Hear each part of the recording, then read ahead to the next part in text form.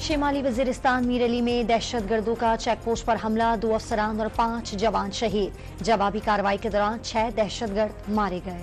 صدر مملکت اور وزیر اعظم کا شمالی وزیرستان میں پاک فوج کے 2 افسران اور 5 جوانوں کی شہادت پر افسوس کا اظہار۔ وزیر اعلی پنجاب کا شہداء کو خراج عقیدت۔ IMF کو صرف ان کی ذمہ داریاں یاد دلائیں، ختم قرض پروگرام روکنے کا نہیں کہا۔ چیئرمین PTI بیرسٹر گوہر نے واضح کر دیا۔ سینٹ الیکشن کے لیے کاغذات نامزدگی جمع کرانے میں صرف 2 گھنٹے رہ گئے۔ انوار الحق کاکڑ، محسن نقوی، فیصل واٹا کے کاغذات جمع۔ سپریم کورٹ نے موسمیاتی تبدیلی کے چیلنجز اور اقدامات پر وفاق اور تمام صوبوں سے 21 مارچ تک رپورٹ طلب کر لی۔ موسمیاتی تبدیلی سے متعلق حکم نامہ جاری۔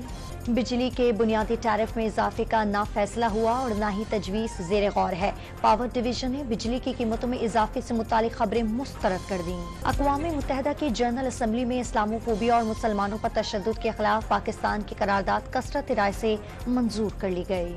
لاہور کے علاقے لٹن روڈ میں مکان کی چھت گرنے سے ہستہ بستہ گھرانہ اجڑ گیا، 2 بہنیں اور 1 بھائی کی موت پر علاقے میں کوہرام مچ اٹھا۔ ناروال کے علاقے بگولڑا کے جنگل میں ہولناک آگ بھڑک اٹھی۔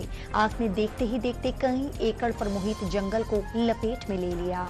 اور سابق آسٹریلوی all rounder Shane Watson Pakistan cricket team کے ہیڈ کوچ بننے کی دوڑ سے دستبردار ہو گئے۔ PCB نے نئے کوچ کے لیے باغ دوڑ شروع کر دی۔